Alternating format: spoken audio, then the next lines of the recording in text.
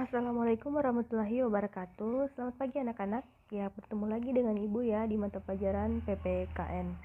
Seperti biasa, sebelum kita mulai belajar, mari kita berdoa. Yang kita bahas kali ini merupakan lanjutan dari materi sebelumnya ya, yaitu kedudukan dan fungsi Kementerian Negara Republik Indonesia. Yang akan kita bahas kali ini yang pertama, kedudukan, tugas, dan fungsi Kementerian Negara Republik Indonesia. 2. Klasifikasi kementerian di Indonesia. 3. Lembaga pemerintahan non-kementerian di Indonesia. Pertama, kedudukan, fungsi, dan tugas kementerian di Indonesia. Apa kalian tahu bahwa Indonesia menganut sistem presidensial, di mana setiap periode tertentu kita mengadakan pemilu untuk memilih presiden.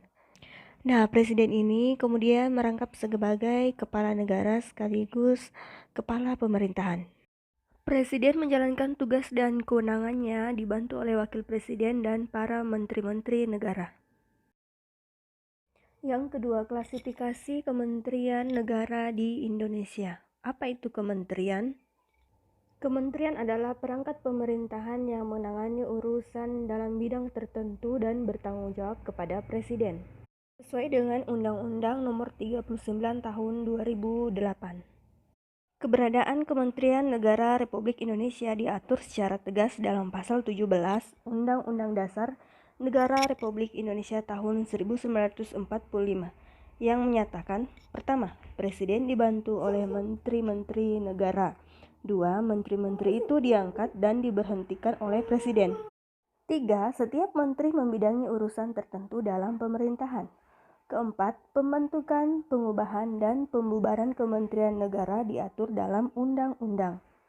Berdasarkan pasal 4 ayat 1 dan pasal 31 ayat 1 Peraturan Presiden Nomor 7 Tahun 2015, tugas kementerian adalah menyelenggarakan urusan tertentu dalam pemerintahan untuk membantu presiden dalam menyelenggarakan pemerintahan negara.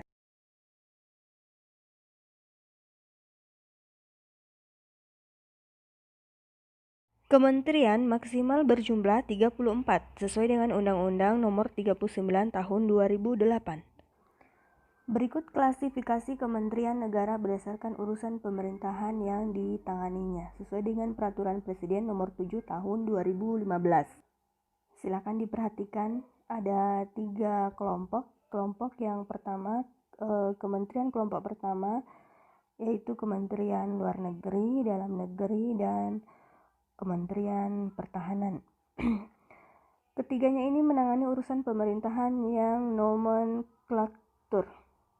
Nama kementeriannya secara tegas disebutkan dalam Undang-Undang Dasar Negara Republik Indonesia tahun 1945. Kementerian kelompok yang kedua ada Kementerian Agama, Hukum dan HAM, Keuangan, Pendidikan dan Kebudayaan, Riset dan Teknologi dan Pendidikan Tinggi, Kementerian Kesehatan, Sosial, Ketenagakerjaan, Perindustrian, Perdagangan, Kementerian Energi dan Sumber Daya Manusia, Kementerian PUPR, Kementerian Perhubungan, Kementerian Komunikasi dan Informatika, Kementerian Pertanian, Kementerian Kelautan dan Perikanan, dan Kementerian Kelompok ketiga ada Kementerian Perencanaan Pembangunan Nasional, Pendayaan Gunaan Aparatur Negara dan Reformasi Birokrasi, Kementerian Badan Usaha Milik Negara, Koperasi, UKM, Pariwisata, dan lain-lain. Untuk klasifikasi kementerian koordinator silakan diperhatikan yang mana saja yang masuk kementerian koordinator di bidang politik, hukum, dan keamanan, kementerian koordinator bidang perekonomian, kementerian koordinator bidang pembangunan manusia dan kebudayaan, kementerian koordinator bidang kemaritiman. Silakan diperhatikan. Yang ketiga, lembaga pemerintahan non-kementerian atau disingkat menjadi LPNK, merupakan lembaga negara yang dibentuk untuk membantu presiden dalam melaksanakan tugas dan pemerintahan tertentu. Silakan diperhatikan, ini beberapa contoh logo LPNK.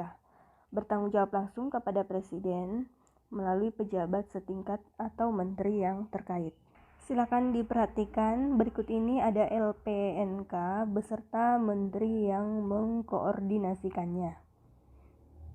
Ada Menteri Koordinator di bidang perekonomian. Silakan diperhatikan. Dan berikut ini ada juga LPNK yang tidak dikoordinasikan oleh menteri. Ya, itulah ringkasan materi untuk mata pelajaran PPKN.